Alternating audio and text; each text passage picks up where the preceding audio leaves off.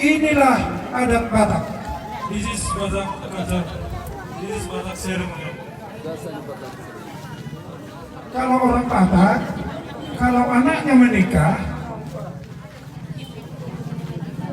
In Batak culture, if our son get married,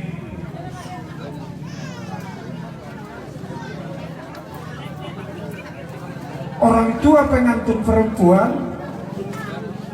parents of bridal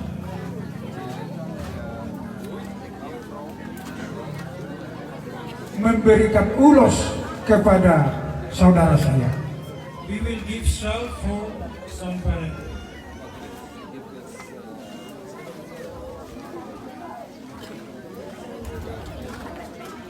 Ulos ini This shawl sarana memohon kepada Tuhan.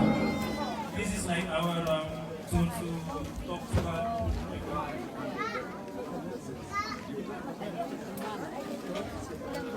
This is like our way how to speak to God.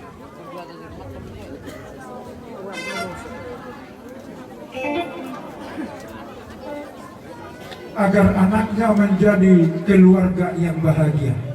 So they will become a good family.